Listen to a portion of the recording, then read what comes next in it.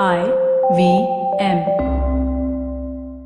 TFG Football is an IVM production, and you can also check out their other awesome shows like Made in India, hosted by May Thomas, where she brings exclusive acoustic sessions and interviews with the best independent musicians in India.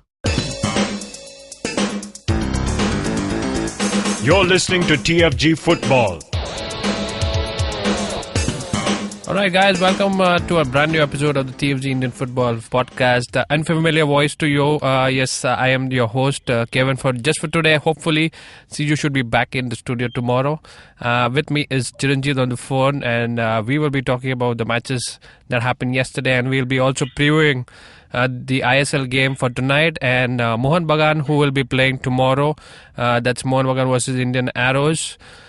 Coming to the games yesterday, top of the table clash between both leaders. Obviously, Minerva was leading before the game between Aizawl FC and Minerva, and that ended in the favor of the I-League champions. Aizawl takes all 3 points at home.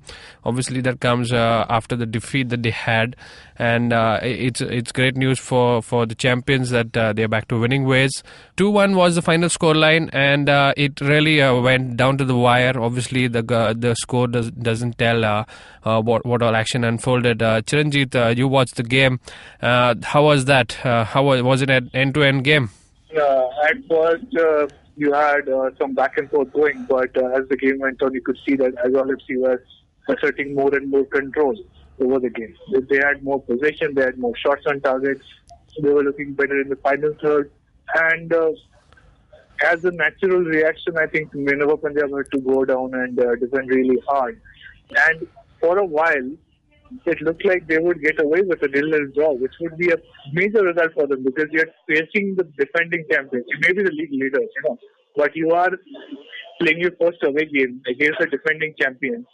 And Aizawl is a notorious place for visiting teams. It's very hard to defeat Aizawl FC in their own home ground. So a 1-point result would have been fair, and Minerva Punjab would have probably left the stadium happy. But towards the end, it finally broke down. The efforts were really good. The goals that came were also, combined effort. There was no one, just pulling on a Namgamba Naure kind of a situation.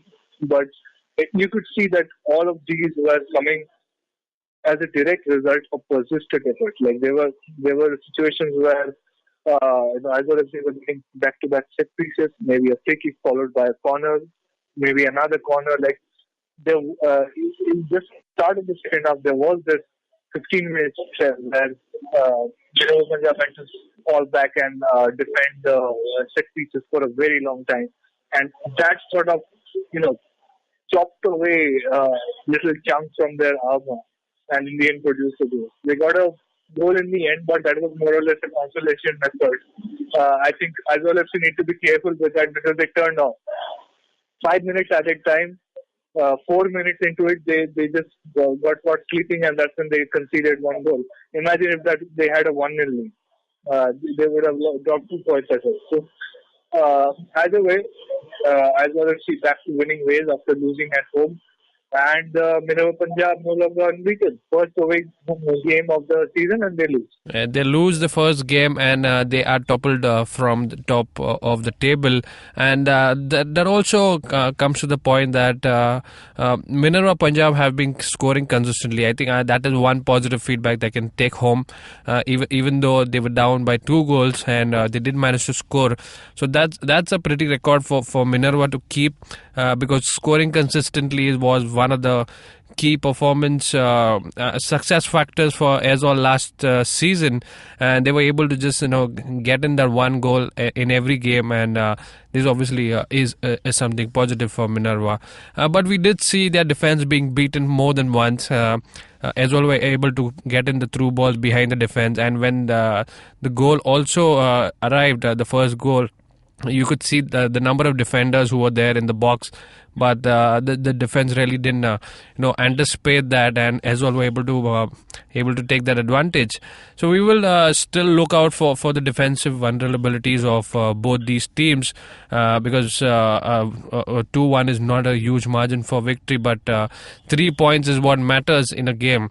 Coming to the topic of league leaders, we do have I-League league leaders changed after that game, because East Bengal played Gokulam in an 8 p.m. kickoff the same day, and East Bengal had to win to go top of the table, and they did just that, beating Gokulam Kerala at their home VYBK.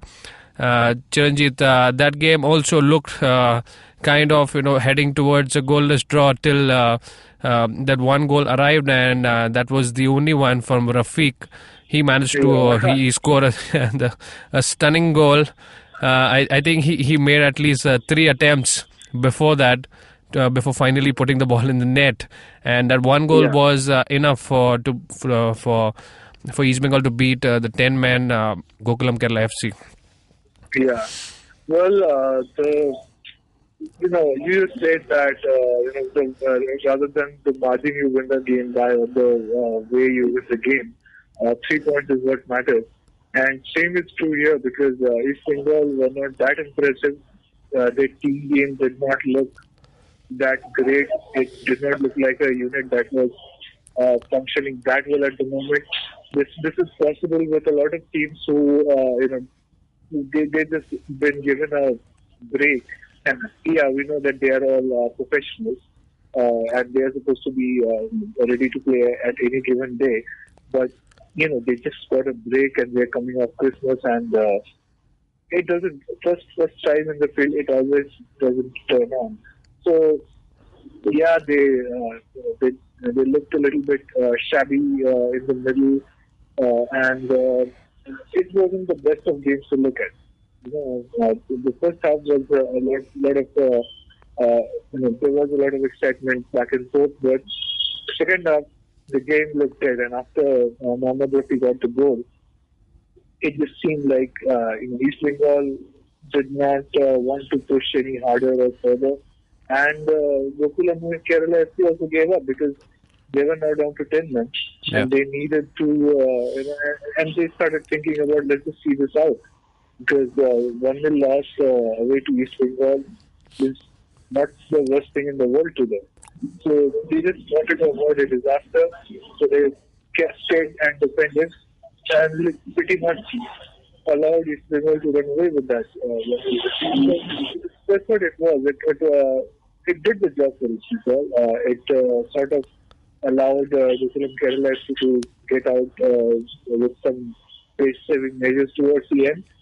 But in terms of the viewers who are you're a hardcore East Bengal fan, you'd be happy with this game because you got 3 points. But just looking at the game, this is not the game you want to just sit through 2 hours and watch. But it was the game. But what about Rohit Mirza's tackle on Katsumi? I'm surprised. I was surprised that did not see an immediate straight red card. Because the referee took a long time. He decided whether this should be even a yellow card, because it was looking as if a yellow would be coming out, and then after a lot of thought, the referee did bring out the red card, and which was deservingly. I think there was no intention for him to get the ball. He just he took a wild swing at Katsumi Yusa's knee, and that looked really dangerous, and deservingly he had to be sent off. Of course, I mean that tackle was so reckless, it took 2 players out of the game. Katsumi Yusa was lying with an ice pack, and Rohit Mirza pretty much broke his leg. So later they posted the extra picture. His bone has a fracture. So I don't want to shit on a player when he's injured, but that was a very cynical thing to do. And it just seems like poetic justice at one point. It's a very bad, harsh thing to say, but I'm just looking at it. there's no way I can rule this as unintentional or accidental. The brain was like, yeah, he just tried to, intimidate Katsumisa physically. Did he want to injure him so badly that he does not get to play the rest of the game? Probably not. But he wanted Katsumi to be scared with that thing. He wanted him to be hurt a little bit at least. So when you see something like that go wrong and both players coming out injured, it's sad to see always. But these are the things that makes you sad after the game. Hopefully Katsumisa recovers and comes back. Yeah, talking about injuries, Gokulam FC suffered an injury right at the beginning of the game, and Khaled had to be subbed off. I think that was a big blow to them. Yes, we were talking about the Gokulam FC team being dependent on foreigners, and then Kamo Bai again. He was the one who was injured in the second half. That again took out the speed, the pace of the game, and obviously they were 10 men down by then. So that really affected the morale of the team to some extent. And the Gokulam FC did have a chance in the second half when they created. There was one great run from the left wing, but the ball really never reached three people in the three teammates waiting in the box. I think that could have been a case of already the time was already less, and the motivation of the players was down after that red card was given to Mirza. I think Khalid Jamil actually went in to just get that a comfortable win. He didn't want to stress his players too much, because we did see that there was not too much of pressing in the second half by East Bengal. They just wanted to take it easy, and then we saw the defensive substitution by Khalid Jamil getting in the player, and that really showed that it wasn't the best of game from East Bengal standard, and 1-0 I think sufficient to get in the 3 points at home. Gokulam FC shouldn't be too disappointed with the margin of victory. I think they played okay. This the key players of not being there, Khalid and Kamobai. Moving on, I think that was the two games that we had yesterday, and we will head on to a break, and on the other side we've got an ISL game to preview. That's between Jamshedpur and Chennaiyin. That's happening tonight, and we will also talk about an I-League game that features Chiranjeev's favourite team, who will be taking on Indian Arrows in the game tomorrow. So catch you guys after the break. Over 47% of online users in India have experienced harassment at some point. So if it's two of us inside this recording studio, chances are pretty high that one of us has faced abuse at some point. How do we tackle this? What do we need to do better? Come, let's learn together. Join me on Akanksha Against Harassment at IVM Podcast every Thursday. Let's learn how to make online a safe place together.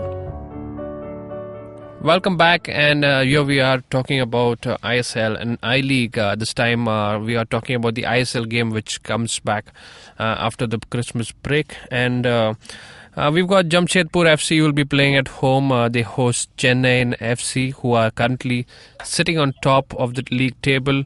Jamshedpur FC, obviously 2 wins of the 2 goals, the only 2 goals that they've scored in the league.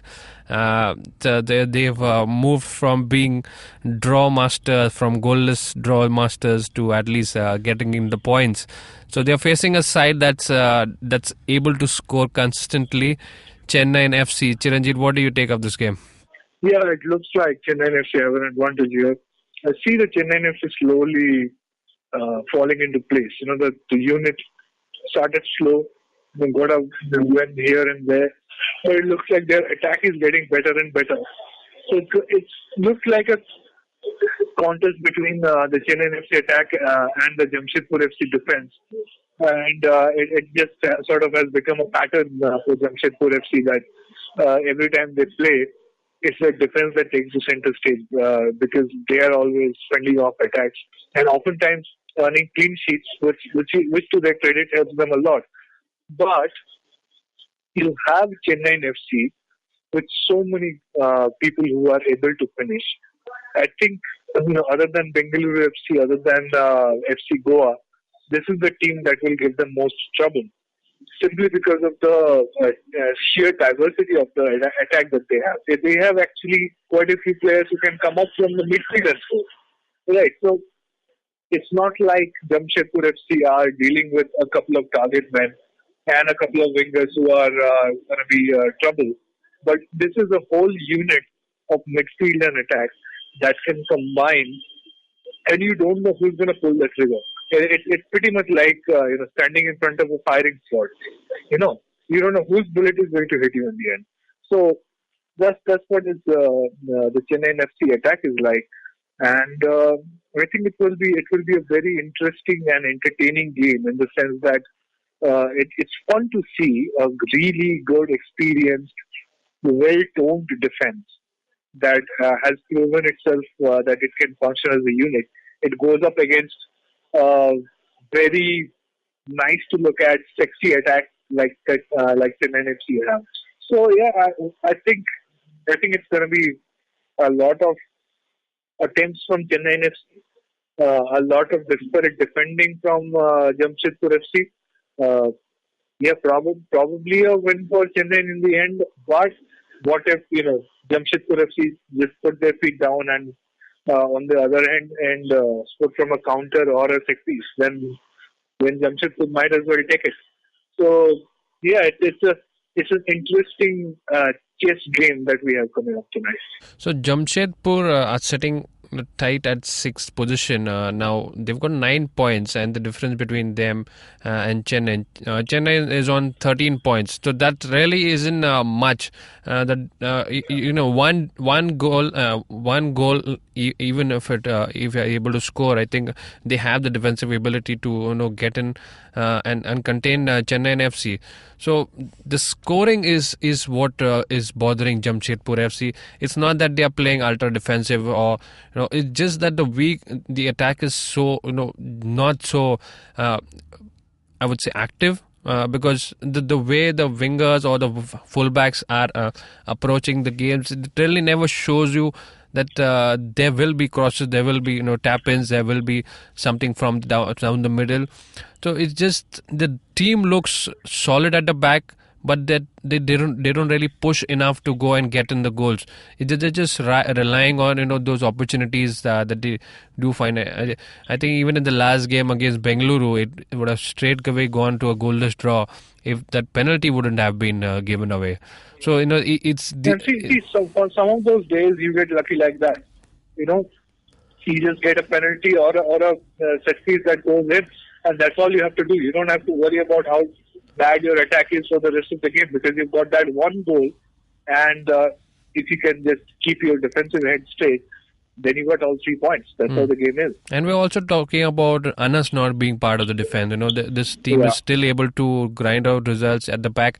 And what's most important is Thierry is able to fill up that void that Anas has left. And I think he's single-handedly, along with Subrata Paul. We obviously do not mention him too often. Subrata Paul is the keeper who's been drawing out the best of saves, and he is part of the defense that has not conceded too many goals so far, and we will still see how the Chennaiyin attack comes to break this defense of Jamshedpur. So that's the game tonight at 8 p.m. and we have an I-League game that's between Mohun Bagan and... No, your predictions, Kevin. Predictions for Chennaiyin FC versus Jamshedpur. This is not going to be very easy. Looking at the way Jamshedpur have been going, I think I don't see too many goals from there. If at all they're able to score, I think Chennai will be able to pull at least one back. So obviously we are giving the favourites tag to Chennai. They should be able to score 2 goals, and probably if Jamshedpur do get in a penalty or a soft goal, that should be 2-1. But it looks stronger favouring towards Chennai. What do you think, Chiranjeev? So yeah, I was actually inclined towards 2-1 win for Chennai FC, but just because you said that, I will go and say 1-1. So let's see. All right. That's the prediction for the game tonight in the ISL. I-League will see Mohun Bagan facing Indian Arrows at home. That's at 2 p.m. kickoff tomorrow. And we will be previewing that. So Mohun Bagan is coming in as the only unbeaten side in the I-League, and Chiranjeev must be just praying that that record is intact. And losing is what nobody wants. The way Indian Arrows played in the last game against Lajong, there's no guarantee of anything. Mohun Bagan really have to be careful going into this game. Sony Node is injured. Yuta Kinowaki. Why did I do that? So Kinowaki is out, Sony is out, Kingsley, we don't know his health status. So it's like a lot of injuries are there, and you need to be able to manage yourself without that.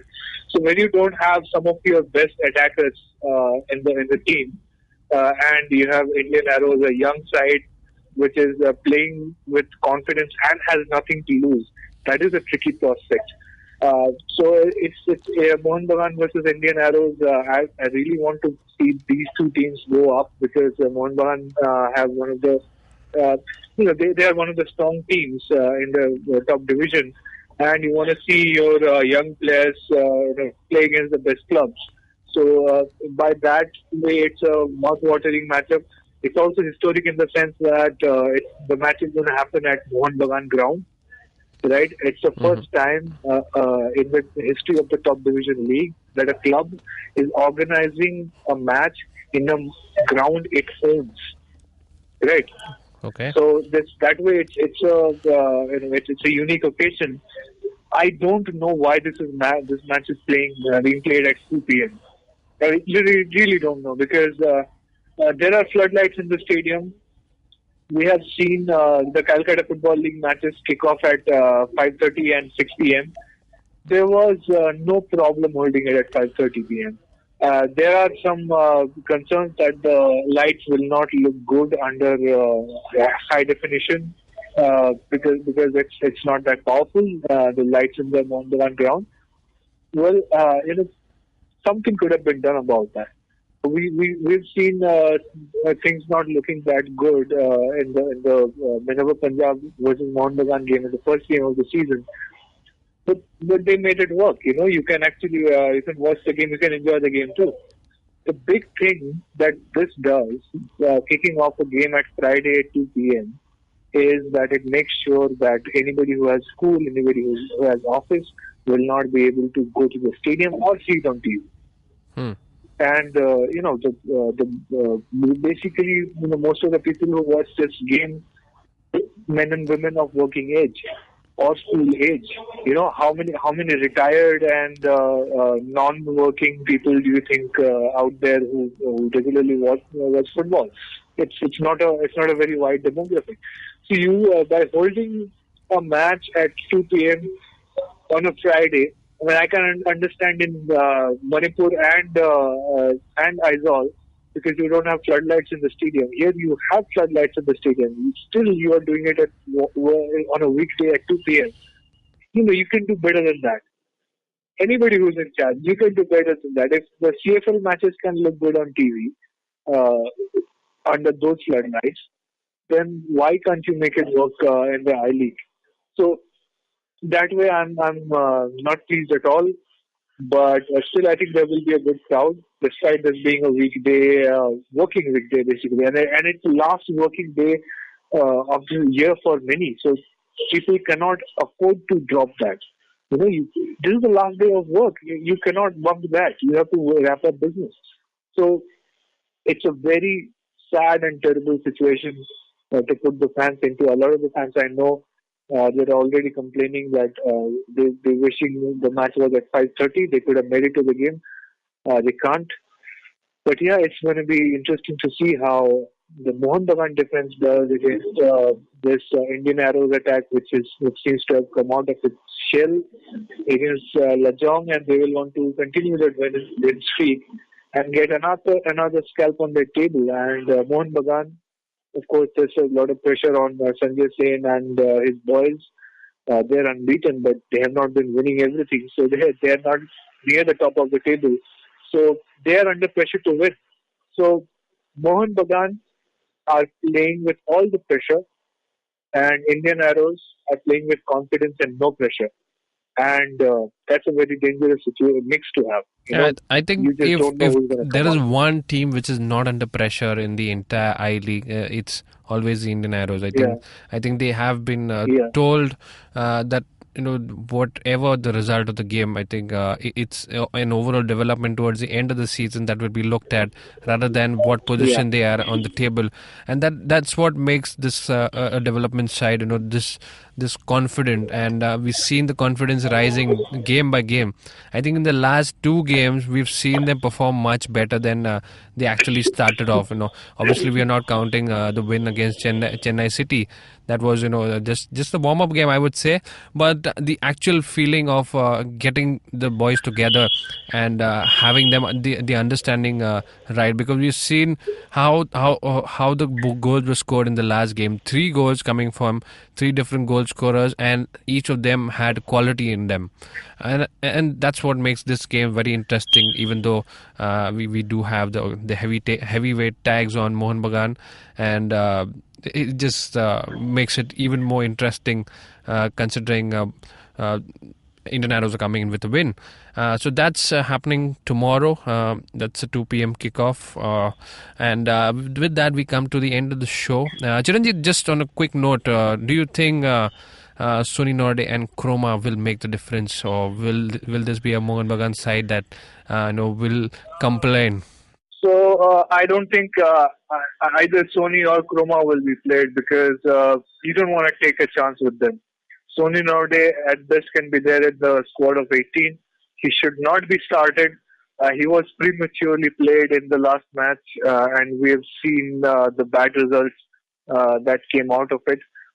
You don't need to do this. You don't need to be this insecure, and you can't give off this aura, this idea that you have to play Sony Norde, otherwise you can't do anything.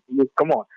You just have to go past that idea that he's an essential, indispensable player. Sometimes he's going to be injured, and when he's injured, you have to deal with that reality and not risk that player by playing him prematurely. So I don't think he plays. I don't think he should play.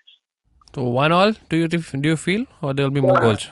I'm hoping for a 1-0 or 2-1 win for Mohun Bagan. Let's see. All right. So that's it. If you're listening to us on YouTube, do not forget to like, share, subscribe, and also download the IVM podcast app, which does feature lots of interesting podcasts available. And the podcast is also available on iTunes, SoundCloud, and other major podcasting apps. Do not forget to follow our Twitter handle. That's @TFG Football. Chiranjit and myself are also available. Chiranjit Oja is his Twitter handle, and I am as Boza_Kevin. We will catch you in another episode of the TFG Football Podcast. We will come back to you tomorrow. Till then, guys, take care.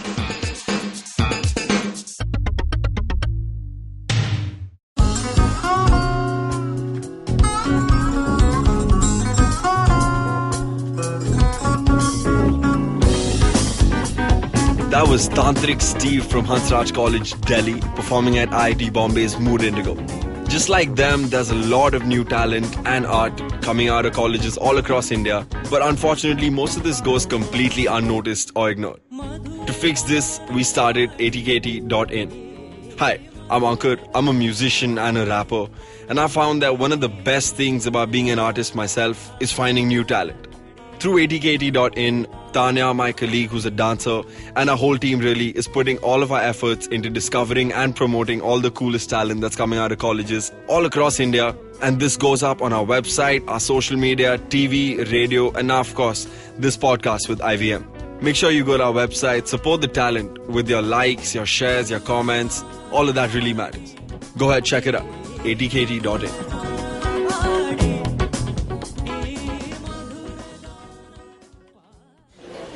Excuse me, भैया. Excuse me. बोलिए madam. Menu में क्या है? Menu में scene unseen है, podcast है, on course है, Cyrus है, made in India, rediscovery project, empowering series, sex wax है, IVM लाइक्स है, सिंप्लीफाइड है, कीपिंग इट क्वियर है, ड्रिंक्स एंड डेस्टिनेशंस है, माय नेबर सकरबर्ग है और द फैन गराज है। आपको क्या चाहिए? एक बार रिपीट कर देंगे क्या? रिपीट नहीं करता हम। आप जाओ IVMpodcast.com पे और सुनो ये सब, या फिर डाउनलोड करो उनका ऐप, सब आपकी उंगलियों पे।